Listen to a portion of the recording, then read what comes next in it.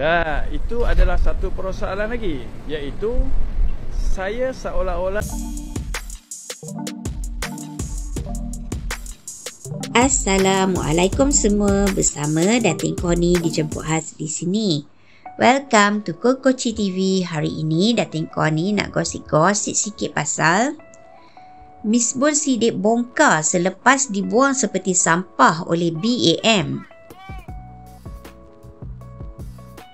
Bekas Pengarah Pembangunan Remaja Perseorangan Persatuan Badminton Malaysia BAM, Datuk Misbun Sidik mendakwa kenyataan yang diberikan oleh badan induk itu bercanggah dengan apa yang mereka maklumkan kepada media sebelum ini. Misbun dalam satu sidang media khas di sini hari ini memaklumkan dia diberhentikan tanpa sebarang pembelaan dan bukan tanpa persetujuan bersama. Semua keputusan sudah diatur, kata saya terima, tapi sebenarnya tidak.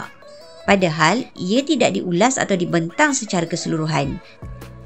Sebab masa mesyuarat tempoh hari, saya dipanggil dan dimaklumkan bahawa saya tidak lagi perlu datang kerja esok dan diberhenti serta-merta atas alasan tidak berjaya.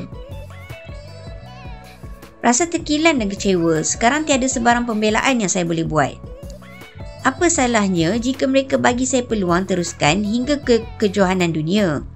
Tinggal beberapa bulan lagi, tapi saya tak diberi peluang untuk bercakap dan runding, katanya.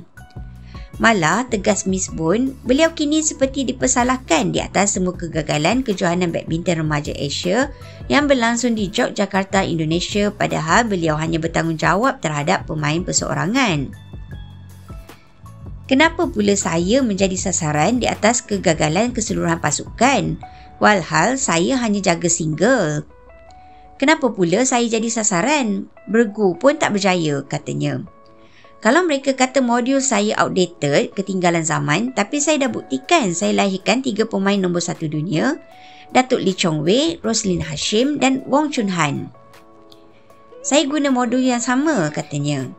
Tambahnya lagi, tahap keberkesanan programnya seolah-olah tidak berkesan sebab sering diganggu oleh pihak pengurusan BAM.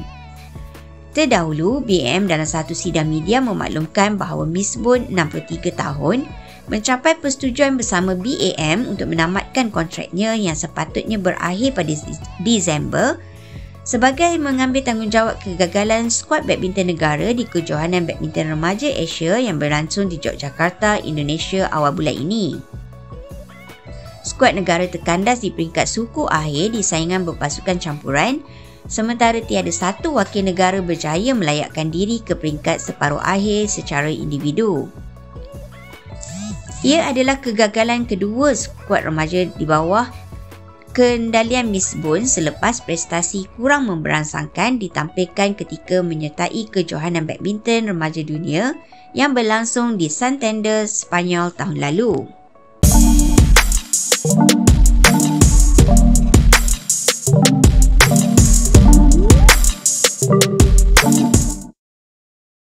Diulangi, artikel ini diambil dari artikel berkenaan.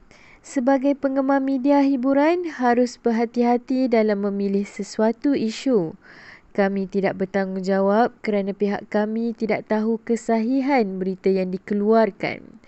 Jangan meletakkan kepercayaan penuh dan membuat spekulasi atas perkara yang kita tidak pasti.